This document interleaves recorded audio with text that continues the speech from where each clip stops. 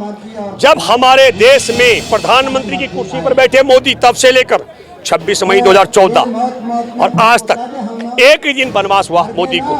वो उसी दिन बनवास हुआ जब 40 जवानों की हत्या कर दी गई। तो वो कौन देश का गद्दार आतंकियों का यार है जिसने जानबूझ करके जंगल में भेजा मोदी को? तो राष्ट्रीय सुरक्षा सलाहकार अजीत डोभाल, हमारे देश के तब के रक्षा मंत्री राजनाथ सिंह और प्रधानमंत्री नरेंद्र मोदी को हथकड़ी लगाकर जेल में जाना पड़ेगा। नरेंद्र मोदी पर मैंने बहुत गंभीर आरोप लगाया। मेरे लिए खुशी की बात है कि 4 राज्यों के राज्यपाल रह चुके सत्यपाल मलिक भी अब कह रहे हैं। देखिए, मैं आपको बताता हूं आपके माध्यम से गंभीरता के साथ, हमारे देश की खुफिया एजेंसी की रिपोर्ट है 40 जवानों की हत्या से पहले रिपोर्ट यह थी कि विस्फोट भरी गाड़ी से हमला कर दिया जाएगा जवानों पर। उस रिपोर्ट को खारिज किसने किया? कौन था वो देश का गद्दार आतंकियों का यार? नरेंद्र मोदी और हमारे देश का राष्ट्रीय सुरक्षा सलाहकार अजीत डोभाल। उसका बेटा पाकिस्तानी सैयद अली अब्बास का पार्टनर है और सैयद अली अब्बास पाकिस्तानी आतंकवादियों का फाइनेंसर है। इन्होंने अपने अंधभक्तों से कहा ये सरकार साड़ी बदलती है, साड़ी के अंदर का नाड़ा बदलती है, नाड़े के अंदर का माल नहीं बदलती है। यकीनी तौर पर कह सकते दर्शकों से मैं भूपेंद्र रावत हूँ। सीटियां बजने लग गए, इनके पागल अंधभक्त चलने लग गए। मैं तत्काल ट्वीट करके लिखा, हे नरेंद्र मोदी, तुमको अमेरिका जाने का वीजा मिलेगा। माँ बहनों के वस्त्र का चीरहरण मत करो। ये आदमी जिस माँ की कोख से जन्म लिया, इसकी माँ भी साड़ी पहनती है। अब बताए साड़ी, नाड़ा, अंदर का माल, ये जो बेहुदा आदमी है, उसने कहा तिरंगा लेके नहीं चलेंगे, हम भगवा लेके चलेंगे। तो तिरंगा के दुश्मन, देश के आजादी के दुश्मन, देश के संविधान के दुश्मन, देश के भाईचारे के दुश्मन, देश के बेटियों के दुश्मन, किसानों को सड़क पर बिठाया उनके दुश्मन, देश के सैनिकों की हत्या करवाई, पुलवामा में 40 जवानों की हत्या करवाई, बिहार रेजिमेंट के लिए बिहार चुनाव से पहले बिहार रेजिमेंट के जवानों की हत्या करवाई, जवानों के दुश्मन, बेरोजगारों के दुश्मन, बेटियों के दुश्मन। तब मैं ये कहता हूं, सत्यपाल मलिक ने भी कहा, हमारे देश के थल सेना के अध्यक्ष ने भी कहा, भूपेंद्र रावत ने भी कहा, मैं सैनिक परिवार से भी हूं, कि नरेंद्र मोदी अगर जांच होगी पुलवामा की ईमानदारी के साथ में, तो राष्ट्रीय सुरक्षा सलाहकार अजीत डोभाल, हमारे देश के तब के रक्षा मंत्री राजनाथ सिंह और प्रधानमंत्री नरेंद्र मोदी को हथकड़ी लगाकर जेल में जाना पड़ेगा। बीजेपी पर और प्रधानमंत्री नरेंद्र मोदी पर कई आरोप आपने देखे होंगे जो कॉन्स्टिट्यूशन, हमारे संविधान की हत्या करने के लग रहे हैं। इस पर ज्यादा बातचीत करने के लिए भूपेंद्र रावत जी हमारे साथ मौजूद हैं। सर, क्या लग रहा है देश की हालत जो है, क्या लग रहा है संविधान की हत्या कहीं ना कहीं की जा रही है? देखिए, मैं इसी का आपके माध्यम से आपके दर्शकों को बताना चाहता हूँ, हमारे देश का दस्तूर ये रहा आज तक, जो एफआईआर में दर्ज होता है, जांच के तौर तरीके एफआईआर में दर्ज कराई गई शिकायत के मुताबिक होता है। मोदी है तो मुमकिन है, अब उल्टा हो रहा है। बलात्कार का मुकदमा भी दर्ज है इस पे, 354, 376, 377 की धारा में दर्ज है।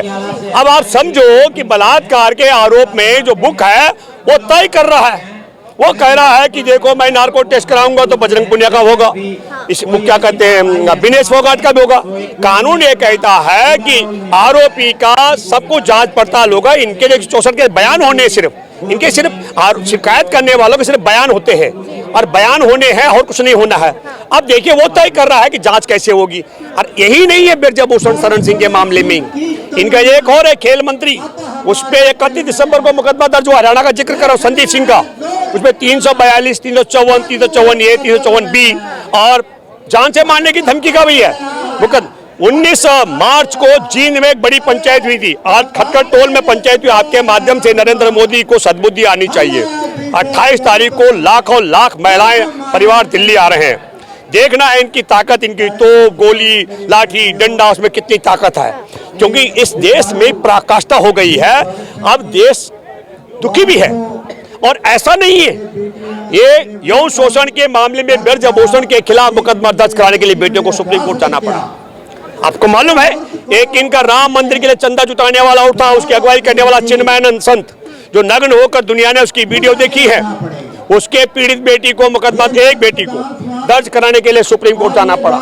आपके सामने है उत्तर प्रदेश में इनका एक विधायक है कुलदीप सेंगर, उसने अपनी चचेरी बहन 17 साल की बेटी के साथ बलात्कार किया और उस बेटी को मुकदमा दर्ज कराने के लिए योगी आदित्यनाथ के आवास में जाकर आत्मदाह करने का प्रयास करना पड़ा, तब मुकदमा दर्ज हुआ। उस बेटी के पिता को झूठे मामले फंसा के हिरासत में हत्या करा दी गई, उसके चाचा को फंसा के रख दिया गया, उस बेटी, उसके वकील, उसकी चाची, सुनो एक मिनट, उसकी चाची और मौसी पे गाड़ी चढ़ाई गई, जिनमें 2 की मौत होकर 2 जिंदगी और मौत के बीच जूझ रहे हैं। अगर मैं इतिहास बताऊं इनका इतिहास बड़ा काला है। देश की आजादी की जंग में मैं आपके माध्यम से गंभीरता से कहना चाहता हूं, 1932 का मैं जिक्र कर रहा हूं। मैसूर के राजा थे, मैसूर के राजा ने जो 1928 में तय हुआ था लाहौर में कि तिरंगा यात्रा निकालेंगे देश के क्रांतिकारी, 40 क्रांतिकारियों के तिरंगाधारियों की हत्या की थी मैसूर के राजा ने। और एक नालायक देश के गद्दार ने, तिरंगा विरोधी ने, उस आजादी के जंग के विरोधी ने प्रशस्ति पत्र लिखा था मैसूर के राजा को। वही जो उनसे वजीफा लेता था 50-60 रुपए महीने का, वही जिसने 2 राष्ट्र के सिद्धांत को चलाया, वही जिसने हमारे हिंदू धर्म में फूट डालने के लिए एक और लाइन खड़ी कर दी हिंदुत्व वाली। आप समझ रहे हैं, उसका जन्मदिन है और उसको चंद्रशेखर आजाद क्या कहते थे? हरामखोर कहते थे, क्योंकि वो देश के क्रांतिकारियों को हत्यारा, मतलब भाड़े का हत्यारा समझता था। और जो बीजेपी ने हमेशा से ये साफ किया है कि सावरकर की आइडियोलॉजी को वो मानते हैं, तो इसमें बुराई क्या है? तब भी वोट दिया। अरे तिस्ता, यही तो मैं कह रहा हूँ कि तिरंगाधारी देश के आजादी के दीवाने, उनकी हत्या कराने वाला, उस हत्या करने वाले मैसूर के राजा को प्रशस्ति पत्र लिखने वाला, वो तो उनको पसंद हो गई, वो देश की आजादी के खिलाफ थे। देश के विभाजन कराने वाला, जिस समय देश के विभाजन का प्रस्ताव पास हुआ है असेंबली में, उस समय हिंदू महासभा और मुस्लिम लीग एक साथ थी। और आपको मैं बताना चाहता हूं, जब तिरंगा का रैली का तय हुआ तो पहला तिरंगा विरोधी कौन था? हेगड़ेवार। उसने कहा तिरंगा लेके नहीं चलेंगे, हम भगवा लेके चलेंगे। तो तिरंगा के दुश्मन, देश के आजादी के दुश्मन, देश के संविधान के दुश्मन, देश के भाईचारे के दुश्मन, देश के बेटियों के दुश्मन, किसानों को सड़क पर बिठाया, उनके दुश्मन, देश के सैनिकों की हत्या करवाई, पुलवामा में 40 जवानों की हत्या करवाई, बिहार रेजिमेंट के लिए बिहार चुनाव से पहले बिहार रेजिमेंट के जवानों की हत्या करवाई, जवानों के दुश्मन, बेरोजगारों के दुश्मन, बेटियों के दुश्मन। हर आप किस किस की बात करें? तो उनको आइडियोलॉजी इसलिए पसंद है, जब देश की आजादी में पूरा देश खड़ा था तब ये गोरों के संग खड़े थे। आज बिहार पूरा देश बेटियों के साथ खड़ा है, ये यौन शोषण करने वाले बलात्कारियों के साथ खड़े हैं। तो उनकी आइडियोलॉजी हमसे मैच नहीं करती। हम तिरंगे के साथ हैं, देश के संविधान के साथ हैं, भाईचारे के साथ हैं, देश के लोकतंत्र के साथ, अब अगर बेटियों के साथ हैं, देश के जवानों के साथ हैं, बेरोजगारों के साथ हैं। अब अगर बात करें पुलवामा अटैक की बात करें, या बेटियों की बात करें, या नए संसद भवन की बात करें, प्रधानमंत्री की चुप्पी को क्या समझ रहे हैं? चुप्पी नहीं, शामिल है। चुप्पी का मतलब होता है, अगर मैं आप तुम यहाँ हो और मुझे पूछो बेटियों के यौन शोषण के खिलाफ और मैं मुस्कुरा के चुप हो जाऊं, इसका मतलब मैं उसके पक्ष में हूं। नरेंद्र मोदी पर मैंने बहुत गंभीर आरोप लगाया। मेरे लिए खुशी की बात है कि 4 राज्यों के राज्यपाल रह चुके सत्यपाल मलिक भी अब कह रहे हैं। देखिए, मैं आपको बताता हूं आपके माध्यम से गंभीरता के साथ, हमारे देश की खुफिया एजेंसी की रिपोर्ट है, 40 जवानों की हत्या से पहले रिपोर्ट यह थी कि विस्फोट भरी गाड़ी से हमला कर दिया जाएगा जवानों पर। उस रिपोर्ट को खारिज किसने किया? कौन था वो देश का गद्दार, आतंकियों का यार? नरेंद्र मोदी। और हमारे देश का राष्ट्रीय सुरक्षा सलाहकार अजीत डोभाल, उसका बेटा पाकिस्तानी सैयद अली अब्बास का पार्टनर है, और सैयद अली अब्बास पाकिस्तानी आतंकवादियों का फाइनेंसर है। एक दूसरा गंभीर आरोप, हमारे देश के आला अधिकारियों ने हवाई जहाज की मांग की थी। देश के गद्दार और आतंकियों का यार वो कौन है? मोदी बताए, जिसने जहाज की मांग को खारिज किया था। और तीसरा आरोप, जब हमारे देश में प्रधानमंत्री की कुर्सी पर बैठे मोदी, तब से लेकर 26 मई 2014 और आज तक एक ही दिन बनवास हुआ मोदी को, वो उसी दिन बनवास हुआ जब 40 जवानों की हत्या कर दी गई। तो वो कौन देश का गद्दार आतंकियों का यार है जिसने जानबूझ करके जंगल में भेजा मोदी को? तब मैं ये कहता हूं, सत्यपाल मलिक ने भी कहा, हमारे देश के थल सेना के अध्यक्ष ने भी कहा, भूपेंद्र रावत ने भी कहा, मैं सैनिक परिवार से भी हूं, कि नरेंद्र मोदी, अगर जांच होगी पुलवामा की ईमानदारी के साथ में, तो राष्ट्रीय सुरक्षा सलाहकार अजीत डोभाल, हमारे देश के तब के रक्षा मंत्री राजनाथ सिंह और प्रधानमंत्री नरेंद्र मोदी को हथकड़ी लगाकर जेल में जाना पड़ेगा। आप एक तरफ इतने आरोप लगा रहे हैं, दूसरी ओर प्रधानमंत्री कहते हैं भारत की जो तस्वीर है वो विदेशों में एक अलग ही तरीके से रोशन हो रही है। बिल्कुल तुम कह रही हो। हमारे देश के प्रधानमंत्री जब ऑस्ट्रेलिया गए तो वहां जापान के और अमेरिका के राष्ट्रपति ने भी जाना था। कार्यक्रम स्थगित हो गया था। उन्होंने कहा हम नहीं जाएंगे, पर इनको तो जाना था विश्व भ्रमण के लिए। इनका एक कायर था सावरकर, वो तो बुलबुल पर करता था भारत भ्रमण। तो काहे तुम 16,000 करोड़ का जहाज खरीद लिए, बुलबुल पर घूमना था। तो ऑस्ट्रेलिया गए, जब ऑस्ट्रेलिया गए तो क्या हुआ, 2002 की जो गुजरात पर डॉक्यूमेंट्री बनाई बीबीसी ने, ऑस्ट्रेलिया की सरकार ने संसद भवन में चलाया। ये है रोशन हो रहा है, ये गुलजार हो रहा है विश्व में ना। आप ये कहना चाहती हो कि कर्नाटक में राहुल गांधी से हारने के बाद ये मोदी करा करके विदेश में, देखिए ये गोदी मीडिया कुछ भी कर सकता हो। एक फोटो है एयरपोर्ट पे मोदी जी की, एक महिला नमस्ते करती है तो उसमें आ रहा है कि साहब और जमीन पकड़ लेते हैं, तो बहुत सम्मान करते हो। मोदी तो जसोदा बहन के साथ 7 अग्नि के फेरे लिए, या तो पत्नी का दर्जा दे दो या तलाक दे दो यार। ये बेटी है विनेश फोगाट, उसे अपना परिवार का सदस्य बताया, वो यौन शोषण के बलात्कार पीड़िता बेटियों के लिए न्याय के लिए बैठी है, तो बिरजा भूषण को जेल में डलवा दो अगर महिला का सम्मान करता है। अरे बेटियां सड़क पर बैठी हुई है, तुम एयरपोर्ट पर वहां बुड़बक की तरह जमीन छू रहे हो, पत्नी तुम्हारी इंतजार में बैठी हुई है, वो तो छोड़ दीजिए।